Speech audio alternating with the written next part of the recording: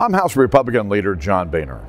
I'm speaking to you from the Capitol, where next week President Obama will deliver his first State of the Union address. This is a fitting time to pause and take stock of where we are. Nearly a year ago, the President signed into law a $1 trillion stimulus with promises that jobs would be created immediately and that unemployment would stay below 8%. Since then, roughly 3 million Americans have lost their jobs, while red ink and bailouts have piled up as far as the eye can see. My home state of Ohio has endured 9 straight months of double-digit unemployment. And for the better part of those 9 months, Democrats in Washington have been focused on this government takeover of health care that working families just can't afford and want nothing to do with. This is what happens when government overreaches and stops listening to the people.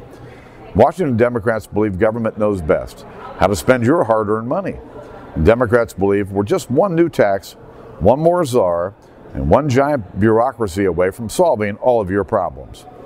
That's not the America that I know, growing up with 11 brothers and sisters and the son of a bar owner.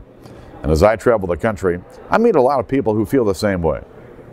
For months now, a political rebellion has been brewing, one born from the American people's opposition to greater government control over our economy and their lives.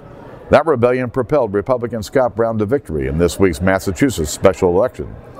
Scott's win in the bluest of blue states gives us new hope that common sense will prevail, that maybe now the hard work and entrepreneurship of the American people will no longer be stifled by Washington Democrats' costly job-killing agenda, an agenda Republicans have stood on principle and fought tooth and nail against. But we know better. We know that Washington Democrats will pull out all the stops to try and shove this government takeover of health care with its Medicare cuts and tax hikes. And if there's a sweetheart deal that needs to be cut, Democrats will cut it. And if there's a vote that needs to be bought, they'll buy it.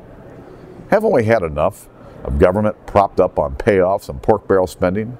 Haven't we had enough of the same old us versus them politics that uses yesterday's battles to distract us from today's problems? We're all in this together, and we need positive, forward-looking solutions to bring us together. So for families asking, where are the jobs? Republicans have offered common sense solutions to help small businesses invest in and hire new workers. We've also put forward a responsible budget blueprint that makes the tough spending choices that others just talk about. And on health care, Republicans have proposed the only bill that would lower premiums by up to 10%.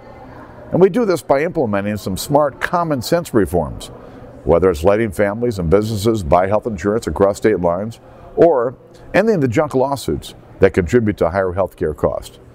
And we get the job done without cutting Medicare or raising your taxes. These solutions aren't being devised behind closed doors with special interests having the final say. We're soliciting feedback on Facebook and Twitter. We're working with governors and mayors every day to develop the best ideas. And all the details are available at solutions.gop.gov.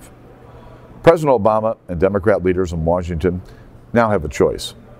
Work with Republicans to get our nation back on its feet, or double down on that job-killing policies that are making matters worse. So at the State of the Union, we'll listen to what the President has to say. But make no mistake, if the powers that be in Washington keep turning their backs on the people, Republicans will continue to challenge the status quo and offer better solutions. Our fight for reform, for freedom, and for common sense is far from over. Thanks for listening.